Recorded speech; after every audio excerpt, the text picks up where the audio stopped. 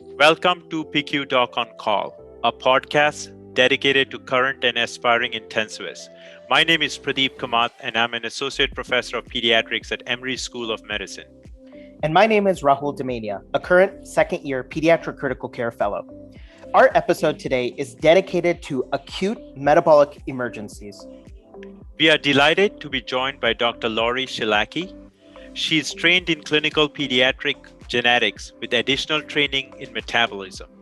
She had a dual appointment in the Department of Pediatric Emergency Medicine at Rainbow Babies and Children's Hospital, as well as an appointment in the Department of Genetics and Metabolism. She currently will be embarking on a fellowship in pediatric emergency medicine at Wake Forest Brenner Children's Hospital. With that intro, I will turn it over to Rahul to start our first patient case. A 3-month-old infant presents with seizures and decreased oral intake. The child is hypothermic and tachypnic. His blood gas is notable for an anion gap metabolic acidosis. Blood cultures are drawn, he is started on antibiotics, and his urine organic acids, serum ammonia, are both pending. Dr. Shilaki, this case highlights a patient who is relatively unstable, and one of the differentials which I have in my mind is a acute metabolic emergency. How do you think about metabolic emergencies? How would you define it? I would define a metabolic emergency as a defect in the breakdown or the storage of the body's energy sources. And that's at the cellular level. So these are sugar, fat, and protein that the body uses to create energy. And if they're not being broken down properly, then the cells don't have the energy that they need. These conditions can be inherited, although sometimes there's no known family history because a lot of them are autosomal recessive, or they can result from a spontaneous mutation. And when we think about these metabolic pathways, at times they can be so confusing and interrelated. How do these toxic products form, and how does that affect children? So I like to think about metabolism and the disorders associated with it in kind of 3 separate categories or buckets. So one of those is a problem with protein metabolism, and that can include conditions called amino acidopathies, which occur when you can't break down specific amino acids. So something like maple syrup urine disease, where you can't break down the branched chain amino acids. That leads to accumulation of those amino acids and their byproducts. Then there's organic acidemias, which you cannot break down a number of different amino acids, and you run into problems with toxic metabolites, organic acids, that build up due to a problem with breaking down those amino acids. So that can include methylmalonic acidemia and propionic acidemia. Finally, the urea cycle defects can lead to hyperammonemia, and those would include OTC deficiency and citrullinemia. Those are kind of the more common urea cycle defects that you think of. So that's protein metabolism. Then you think about fat metabolism, and the most common thing you think about for these disorders is fatty acid oxidation defects. So patients with these disorders cannot use their fats for energy. So that would be something like MCAD deficiency or VLCAD deficiency, which just stands for the length of chain of fat they can't break down. Sugar metabolism is the last bucket or category that I think about. And that can include glycogen metabolism defects. So your ability to build or break down glycogen is not working. This can cause issues with liver, heart, and muscles. Those are all organs that use and store glycogen. Defective disaccharide metabolism, such as galactose not being broken down in galactosemia.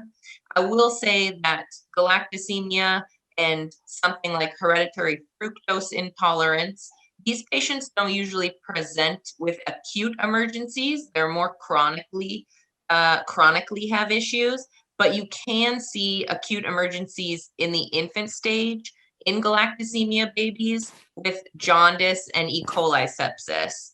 Finally, defects in the pyruvate metabolism, which is an intermediate in the metabolism of glucose, can cause lactate to build up, as well as defects in the electron transport chain or mitochondrial disorders, which can also lead to a buildup of lactic acid.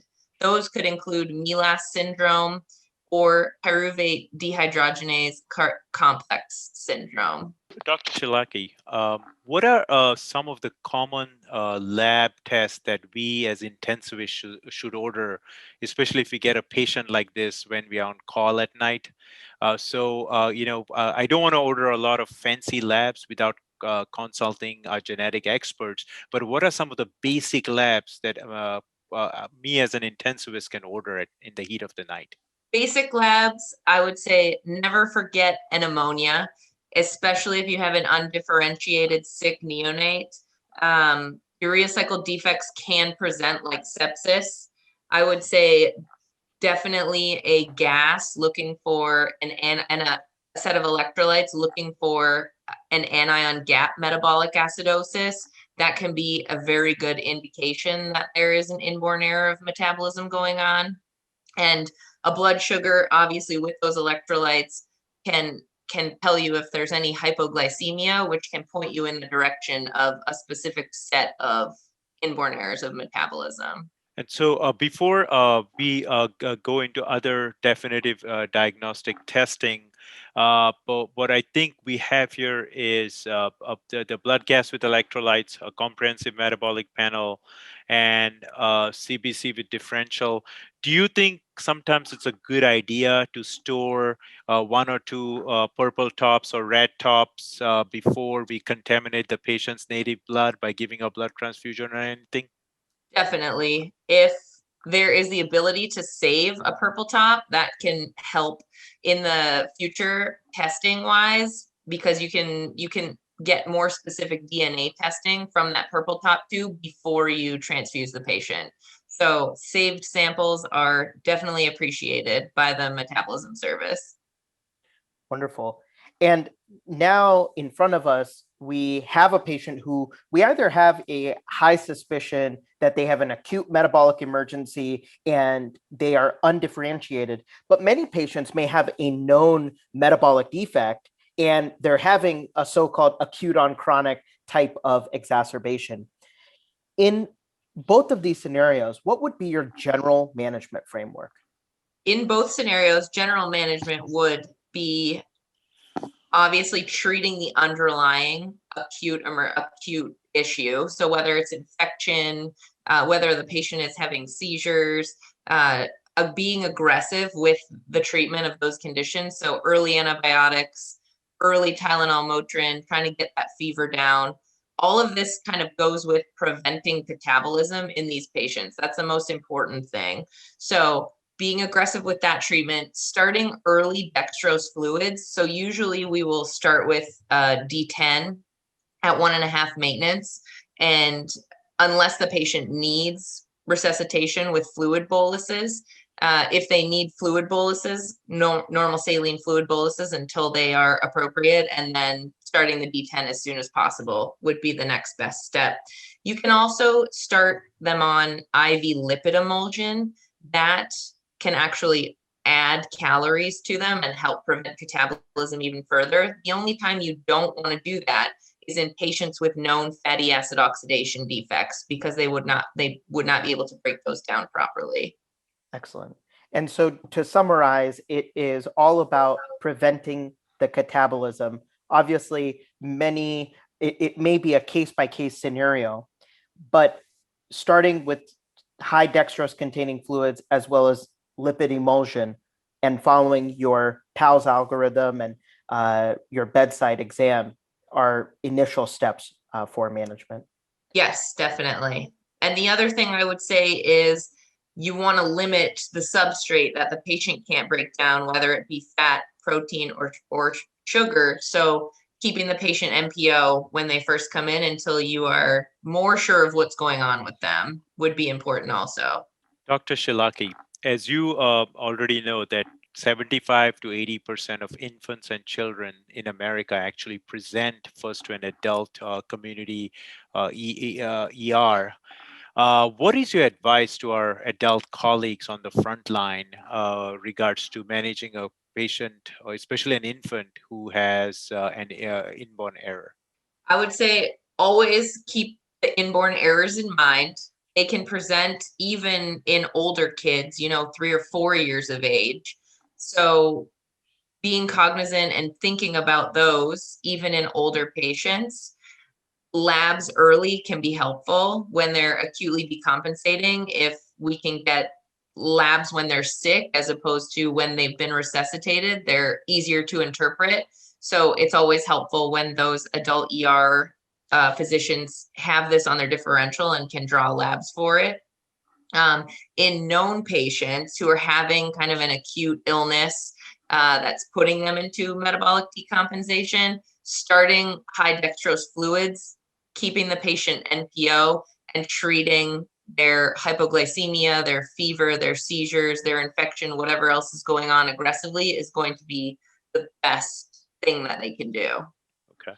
Is there, Dr. Shilaki, I have one more follow-up question on that. If some of these kids can be very difficult, IV access and even, difficulty with getting an IO, is there like a formula that we can give them, or is it best to keep them NPO? You can answer that question two ways. If the patient has a known diagnosis, they will have a special formula that does not contain the amino acids or the substrates that they can't break down.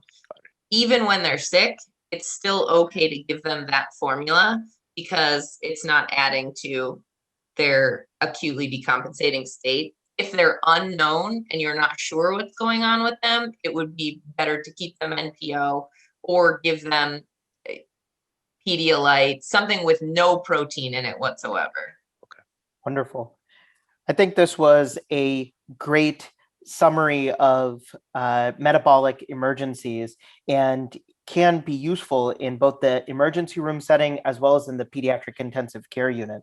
I think the take-home points for today's episode is to look at metabolic emergencies in your three buckets: protein, fats, as well as carbohydrates. And the goal in terms of management is to prevent catabolism, and being aggressive early on will help.